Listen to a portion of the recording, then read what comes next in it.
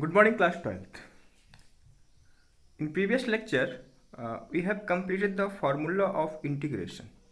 और मैंने आपको दो कॉन्सेप्ट बताए थे कि इंटीग्रल का मतलब क्या होता है।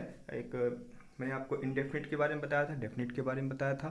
डेफिनिट हमें आगे पढ़ना, इनडेफिनिट जो रिप्रेजेंट करता है बच्चे, वो फैमिली ऑफ कर्व रिप्रेजेंट करता है, ठीक है ना। अब देखिए, हमें इंटीग्रेशन सॉल्व करना है, ठीक है ना। तो कल फार्मूले के बेसिस पे some important formula and how to solve the integration with respect to the basic algebraic operation के बेसिस के आधार पे हम लोगों ने चीज़ों को कंप्लीट कर रखा था, ठीक है ना। आज हम लोगों को जो डिस्कस करना है वो ये डिस्कस करना है मेथड ऑफ इंटीग्रेशन। क्या डिस्कस करना है बेटा? मेथड ऑफ इंटीग्रेशन, ठीक है ना, कि कितने मेथडों किस टाइप के फंक्शन है और किस प्रकार का इंटीग्रेशन करना है। ये सबसे इंपॉर्टेंट पार्ट है मेथड ऑफ इंटीग्रेशन का, वो हर जगह आपको दिखाई पड़ेगा। वो पहला जो है सब्स्टिट्यूशन मेथड, पहला जो है हमारे पास वो है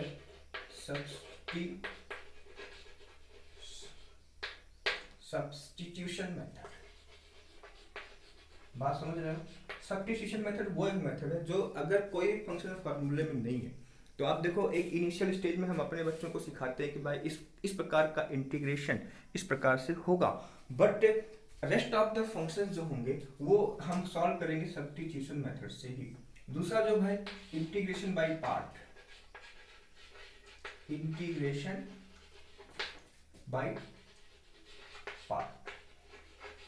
बात समझ रहे हो? Integration by part. दूसरा वाला पोर्शन है इंटीग्रेशन बाय पार्ट का मतलब क्या, दो फंक्शन प्रोडक्ट में है तो उनका इंटीग्रेशन हम किस प्रकार से करेंगे। और तीसरा जो है बच्चे वो है इंटीग्रेशन ऑफ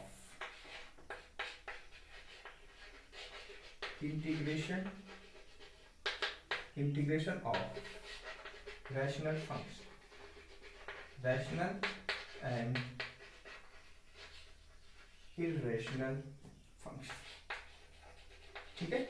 और जो चौथा है इसमें स्टैंडर्ड फॉर्म आ जाएंगे, इनको हम अलग अलग तरीके से डिस्कस करेंगे। तो मेथड ऑफ इंटीग्रेशन में हमें चार कॉन्सेप्ट पढ़ने हैं। तो पहली जो स्टार्टिंग है हमारी ना, वो हम करेंगे सब्स्टिट्यूशन मेथड से, ठीक है ना। सब्स्टिट्यूशन मेथड कह सकते हो सोल है इंटीग्रेशन का, क्योंकि आपको डेफिनेट में भी सब्स्टिट्यूशन यूज करना पड़ेगा, यहाँ भी यूज करना पड़ेगा। अगर हम इंटीग्रेशन बाय पार्ट में जा रहे हैं या integration of rational and irrational function में जा रहे हैं या स्टैंडर्ड फॉर्म में जा रहे हैं, तब भी हमें सब्स्टिट्यूशन यूज करना है। एक चीज़ का आप विशेष ध्यान रखना, ठीक है ना। तो इसलिए जो है ना, ये वाला पोर्शन इंपॉर्टेंट है, मोस्ट इंपॉर्टेंट है, इस पर हमें दिमाग रखने की जरूरत है। अब देखिए क्यों पढ़ा गया, अब उसके लिए देखो इसकी जरूरत कहाँ पड़ी। आइए इसको हम ना सीधा सा क्वेश्चंस पे बात करते हैं। जैसे आप देखो, फार्मूला सभी लोगों ने लिख लिया होगा, याद भी कर लिया होगा, ठीक है ना। और जो रिलेशंस हैं डिफरेंशिएशन और इंटीग्रेशन के फार्मूलों को लेके, उसके बेसिस पे आपको दिमाग में रखना है, ठीक है ना। जैसे देखो हमारे पास एक एनसीईआरटी का क्वेश्चन, बहुत ही बेसिक एलिमेंट्री क्वेश्चन मैं आपको दे रहा हूँ। एलिमेंट्री क्वेश्चन ये है, sec square 7 minus 4x dx। अब आप देखो tan x का डिफरेंशिएशन क्या होता है? sec स्क्वायर x होता है। इसका मतलब ये हुआ sec स्क्वायर x का डिफरेंशिएशन क्या होगा? tan x होगा। फार्मूले में जाके देखो, फार्मूले में हम लोगों ने ये पढ़ा था, integration of sec square x dx equal to क्या होगा बच्चे? tan x होगा, ठीक है ना। बात समझ गया कि नहीं समझ गया? अब देखो हमारे पास sec स्क्वायर x का फार्मूला पता है ना, कि इसका फार्मूला पता है।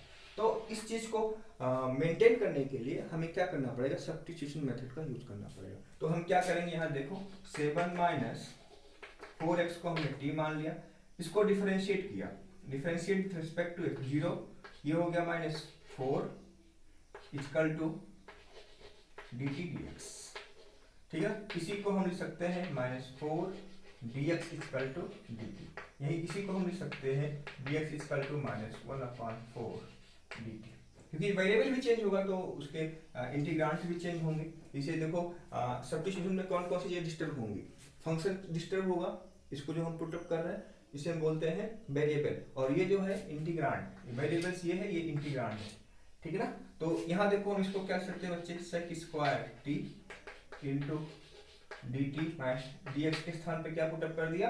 -1 अपॉन 4 dt। तो हमारे पास फार्मूला क्या बन गया, देखो अगर आप इसको देखो, -1/4 बाहर लिया, ये हमारे पास क्या होगा, सेक स्क्वायर टी dt। और सेक स्क्वायर टी की वैल्यू क्या होती है भाई, tan टी होती है, tan टी प्लस एक आर्बिट्रेरी कांस्टेंट, और टी की वैल्यू आप पुट कर दो, tan टी की वैल्यू क्या हमारे पास 7 - 4x।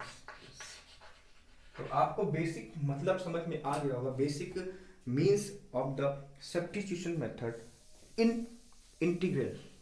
ये आपको बेसिक चीजें मैंने आपको बहुत ही एलिमेंट्री क्वेश्चन लिया, एनसीईआरटी का क्वेश्चन है, जिसके थ्रू मैं आपको ये दिखा सकूं कि आपको सब्स्टिट्यूशन का मतलब क्या होना चाहिए। आइए एक क्वेश्चन हम और आपसे करते हैं, जो कि अच्छा क्वेश्चन है, ठीक है ना। उस क्वेश्चन के बेसिस पे हम लोगों को अपना दिमाग यूज करना है। जैसे आप इसी को देख लो, चलो आओ एक हम ट्रिग्नोमेट्री को सॉल्व करते हैं। पहले तो ट्रिग्नोमेट्री का एक अच्छा सा क्वेश्चन लेते हैं, चलिए उसके बाद हम आगे चलेंगे, ठीक है ना। क्वेश्चन नंबर दूसरा देख लो, इंटीग्रेशन ऑफ साइन की पावर 8x माइनस कॉस की power 8x upon 1 - 2 sin square x cos square x dx। अब देखिए इसका तो कोई फार्मूला नहीं है, तो पहले तो हम क्या करेंगे, इसको सिंप्लीफाई करके जितने फार्मूले हमें पता है उस फार्मूले में कन्वर्ट करने की कोशिश करेंगे। बात समझ में आ रही है। अब देखो साइन की पावर 8 है, तो साइन की पावर 8 को हम लिख सकते हैं टेक्निकली, देखो हम लिख सकते हैं साइन की पावर 4x का होल स्क्वायर माइनस cos की पावर 4x का होल स्क्वायर। इसको आप एज इट इज छोड़ दो, या इसी की हमें जरूरत पड़ेगी तो हम इसको लिख लेंगे 2 sin square x cos square x, ठीक है ना।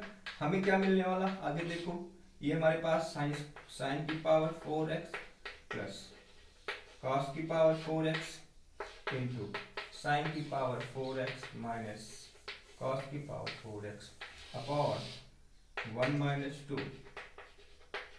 sin square x cos square x dx।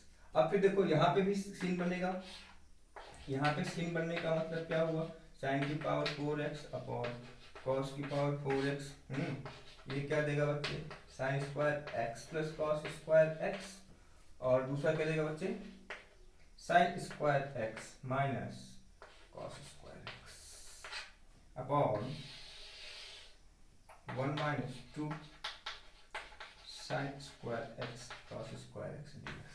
अब देखो sign square x plus cos square x क्या हो जाएगा, 1 हो जाएगा।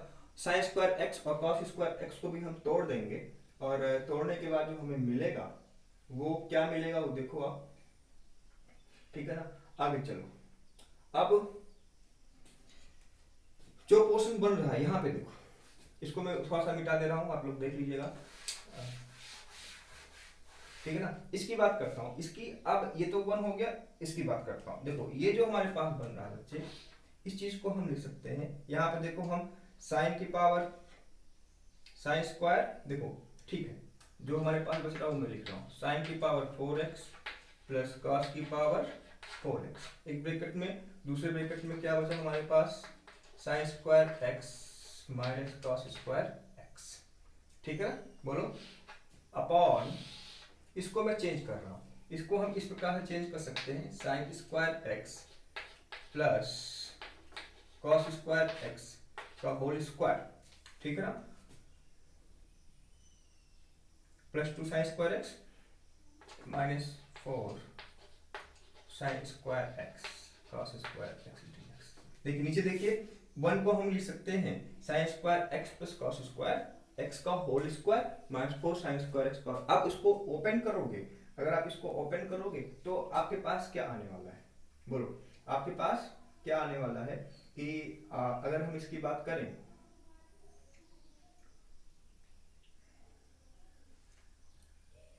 ठीक है, अगर हम इसकी बात करें तो हमारे पास क्या आएगा, देखो ये ए स्क्वायर माइनस बी स्क्वायर। चलिए यहाँ तक बात समझ में आ रही है आपको ना।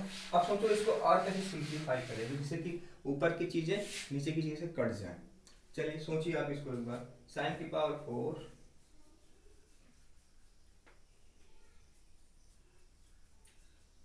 माइनस 2 कर दिया जाए, ठीक है, अगर हम इसको ऐसा करते हैं a square minus B square change करते हैं तो क्या बन के आने वाला है?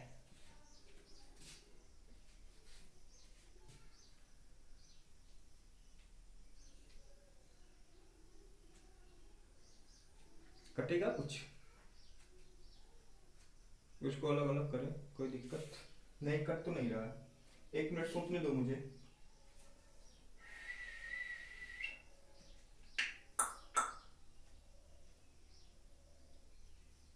चलो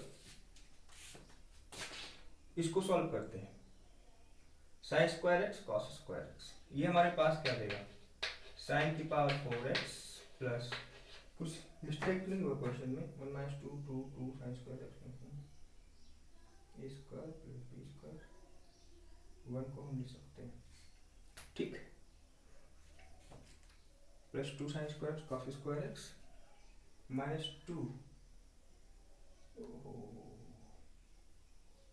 1 हो गया, चलो ठीक है 1 हो गया, और साइन की पावर 4 प्लस कॉस की पावर,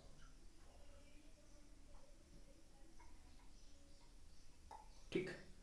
देखो ये अपॉन 2 होगा, 1 को हम ये चीज लिख सकते हैं sine square x plus cos square x. अब बात समझ में आ गई, दोस्तों थोड़ा सा टेक्निकल था, उस टेक्निकल को ही समझने की जरूरत थी कि किस प्रकार हम क्वेश्चन को चेंज कर सकते। देखो यहाँ पे साइन की पावर 4, 1 को हम लिख सकते हैं sine square x plus cos square x का होल स्क्वायर, ये बनेगा, ठीक है, बात समझ में आ गई, upon sine square x minus cos square x upon, इसको सॉल्व करो क्या आएगा? साइन की पावर 4x प्लस कॉस की पावर 4x, ये पूरा का पूरा कट जाएगा, ठीक है ना। ये हमारे पास क्या है बच्चे? Sine square x minus cos square x dx। ये कोई फार्मूला दे रहा है? बोलो, ये हमें को फार्मूला दे रहा है माइनस कॉस 2x, ठीक है ना, dx। यहाँ देखो फिर प्रॉब्लम क्रिएट किया क्या, क्योंकि हमें कॉस थीटा का फार्मूला पता है, तो 2x को हमने क्या मान लिया? t, 2 dx इक्वल टू क्या हुआ? dt, dx इक्वल टू क्या होगा बच्चे? 1/2 dt। तो इंटीग्रांड क्या होगा यहाँ देखो, minus 1/2 integration of cos t dt, और cos t dt क्या होगा देखो यहाँ पे, तो minus 1/2 sin t plus c, minus 1/2 sin t की वैल्यू क्या है? थोड़ा सा देखो इसमें ना इंटीग्रेशन का जो हिसाब किताब है बच्चे, इंटीग्रेशन का हिसाब किताब हमको एक स्टेप आगे सोचना है, बात समझ रहे हो ना। तो इस प्रकार से आज के लेक्चर में हमने आपको सब्स्टिट्यूशन मेथड सॉल्व करना बता दिया है। कल हम लोग नेक्स्ट कॉन्सेप्ट के बारे में बात करेंगे। तो सब्स्टिट्यूशन बाय मेथड के आधार पे आप सभी लोग क्या करोगे? क्वेश्चन सॉल्व करोगे, और नहीं आएगा तो आप मेरे से पूछोगे। तो बच्चा आज के लिए इतना ही, ठीक है ना। आई होप कि आप लोगों को सब्स्टिट्यूशन मेथड समझ में आया होगा, और सब्स्टिट्यूशन मेथड की बेसिस पे आप लोग क्वेश्चंस करोगे, ठीक है ना। थैंक यू बच्चे।